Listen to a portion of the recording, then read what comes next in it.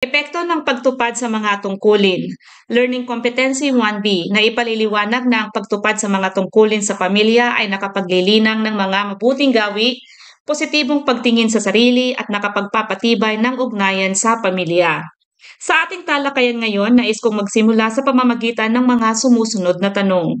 Una, sa inyong bahay, sino ang mas gumagawa ng mga gawaing bahay? Si nanay ba o si tatay? Pangalawa, ano ang nararamdaman ninyo kapag nakikita ninyong si tatay ay nagluluto o naglalaba? Pangatlo, ano ang nararamdaman ninyo kapag nakikita ninyong si nanay ay nag-aayos ng sirang gamit sa bahay? At panghuli, pantay ba ang hatian ng trabaho sa inyong pamilya? Pagbabago ng pananaw sa papel ng kababaihan at kalalakihan. Napapansin niyo ba? Noon, nakasanayan na sa ating lipunan na ang babae ang gumagawa ng gawaing bahay. Siya ang nagluluto, naglalaba at nag-aalaga ng mga anak. Samantalang ang lalaki naman ay pangunahing naghahanap buhay at tagapagtustos ng pangangailangan ng pamilya. Ito ang nakagisnan nating tradisyon. Subalit, dahil sa mga pagbabago sa lipunan, gaya ng mas mataas na antas ng edukasyon ng kababaihan, pantay na oportunidad sa trabaho at lumalawak na kamalayan sa gender equality, unti-unting nagbabago ang pananaw tungkol sa tungkulin ng babae at lalaki. Ngayon, parehong may kakayahan at inaasahang makibahagi sa gawaing bahay at pagpapalaki ng anak ang parehong magulang. Halimbawa, makikita natin ngayon ang mga kababaihan na dati ay bihirang makapasok sa mga larangan ng inhenyera, politika at maging sa militar. Ngunit ngayon ay aktibong nakikilahok at nagiging matagumpay. Samantala, marami na ring kalalakihan ang nakikita natin na pumapasok sa mga trabahong dati ay itinuturing na pambabae, gaya ng pagiging nurse, guro, flight attendant at maging fashion designer. Hindi rin bago ngayon ang mga tatay na buong panahong nag-aalaga sa kanilang mga anak, habang ang nanay naman ang pangunahing naghahanap buhay. Ibig sabihin, nagbabago na ang pananaw ng lipunan. Hindi na kasarian ang batayan ng tungkulin, kundi ang kakayahan at ang pangangailangan ng pamilya. Sa nakaraang talakayan natin ay natukoy natin ang mga tiyak na tungkulin ng bawat kasapi ng pamilya, mula sa tradisyonal hanggang sa makabagong estruktura nito at pananaw ng lipunan. Ngayon naman, sa mga susunod na slides ay ipaliliwanag natin kung bakit mahalaga ang pantay na pagtupad ng tungkulin sa pamilya at ang bunga nito sa pagkatao at sa relasyon ng bawat isa sa pamilya. Mga epekto ng pagtupad ng tungkulin sa pamilya. Una, nalilinang ang mabuting gawi. Kapag ang bawat miyembro ng pamilya ay tumutupad sa kanilang tungkulin, nahuhubog sa kanila ang mabubuting gawi. Natututo silang maging disiplinado, masipag at may malasakit sa kapwa. Hindi lang ito tungkol sa paggawa ng gawaing bahay, kundi tungkol sa pagkakaroon ng sense of responsibility sa lahat ng bagay. Kung nakikita ng isang bata na parehong tumutulong sina nanay at tatay sa paglilinis o pagluluto, naiisip niya na normal at tama lang na lahat ay marunong tumulong. Unti-unti nadadala niya ito sa kanyang pag-uugali araw-araw. Halimbawa, kung si tatay ay nagluluto at si nanay naman ay nag-aayos ng mga gamit, at ang anak ay nagwawalis o naghuhugas ng plato, nakikita natin na may kanya-kanyang bahagi ang lahat. Sa ganitong paraan, natututo ang bawat isa na hindi lamang umaasa sa isa, kundi mag-ambag din. Kaya naman, ang pagtupad ng tungkulin ay hindi lang basta trabaho. Ito ay isang paraan para mahubog ang ugali at asal ng bawat miyembro ng pamilya. At kapag maayos ang asal at disiplina, nagkakaroon din ng magandang epekto kung paano nila tinitignan ang kanilang sarili.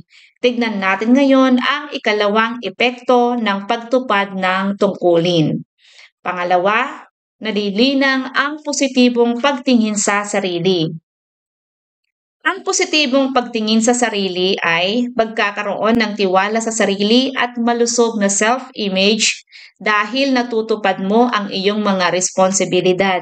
Ibig sabihin, kapag nakagagawa ka ng tama at natutupad mo ang tungkulin mo sa pamilya, nakararanas ka ng kasiyahan, kumpiyansa at dangal sa sarili. Halimbawa, kung tinutupad mo bilang isang anak ang tungkuling mag-aral ng mabuti at tumulong sa gawaing bahay, nagiging proud ka sa sarili mo. O kaya naman, kung ang magulang ay pantay na nakikibahagi sa gawaing bahay at pagpapalaki ng anak, mas nagiging buo ang kanyang pagtingin na siya ay mabuting magulang. Sa madaling salita, ang pagtupad ng tungkulin ay nagbubunga ng positibong pagtingin sa sarili dahil nararamdaman mong ikaw ay mahalaga, may silbi at may kakayahang makapag-ambag sa pamilya. Kapag pantay ang hatian ng tungkulin sa pamilya, nagkakaroon ng respeto at kumpiyansa ang bawat isa. Hindi nila iniisip na may mas mataas o mas mababa dahil lang sa kasarian. Mahalaga ito lalo na sa mga bata. Kapag lumalaki sila sa pamilyang parehong tumutulong si nanay at si tatay, nagiging proud sila sa sarili nilang kakayahan. Nakikita nila na walang gawain na para lang sa lalaki o para lang sa babae. Lahat ay kayang gawin basta may malasakit at determinasyon. Halimbawa, isipin natin ang isang batang lalaki na natututong maglaba o magluto. Sa halip na mahiya, nagiging proud siya na marunong siya sa gawaing bahay. Ganon din ang batang babae na nangangarap maging piloto o engineer. Hindi niya nararamdaman na limitado siya dahil sa kasarian. Dahil nakikita niya mismo sa kanyang pamilya na pantay ang halaga ng bawat isa. Kapag may kumpiyansa at respeto sa sarili ang isang tao, mas nagiging madali rin para siya ay makipag-ugnayan ng maayos sa iba. Kaya ang susunod na epekto ay makikita natin mismo sa relasyon ng pamilya. At ito ang pangatlo, nalilinang ang matibay na ugnayan ng pamilya. Ang kahalagahan ng pantay na paggawa ng tungkulin ay sinasabing isa sa mga dahilan para maisalba ang isang relasyon mula sa paghihiwalay. Ayon sa isang report, lumabas na 45% less happy.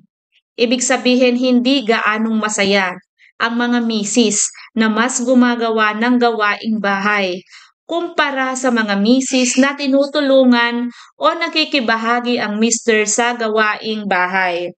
Sinusuportahan ito ng isa sa mga pag-aaral na isinagawa sa UK, Sweden at US na kung saan natuklasan na ang hindi pakikibahagi ng mga ama sa gawaing bahay ang isa sa mga dahilan kung bakit naghihiwalay ang mga mag-asawa sa nakaraang 10 taon. Isa pa sa mga pinakamahalagang epekto ng pagtupad sa tungkulin ay ang pagkakaroon ng matibay na ugnayan ng pamilya.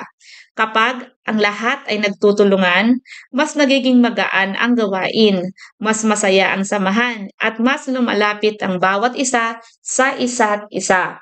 Halimbawa, kung parehong nag-aalaga ng anak at tumutulong sa bahay si nanay at si tatay, hindi lang sila nagiging mas close bilang mag-asawa, kundi mas nagiging maganda rin ang bonding nila kasama ang kanilang mga anak. Ang mga anak naman ay lumalaki sa isang masayang pamilya na puno ng pagtutulungan at pagmamahalan. Kaya malinaw na ang pagtupad sa tungkulin ay may malaking epekto, hindi lang sa ugali at sa sarili ng isang tao, kundi sa buong samahan ng pamilya. Buod ng aralin. Sa ating aralin, nakita natin na ang pantay na pagtupad ng tungkulin ng mga magulang sa loob ng tahanan ay nakapagpapatibay ng relasyon ng mag-asawa, nakaiiwas sa mga hindi pagkakaunawaan, at nagiging mabuting huwaran sa mga anak. Kapag ang ama at ang ina ay nagtutulungan, mas nagiging maayos ang pamumuhay, gumagaan ang mga gawaing bahay, at natuturuan ang mga anak ng kahalagahan ng pagkakapantay-pantay ng babae at lalaki.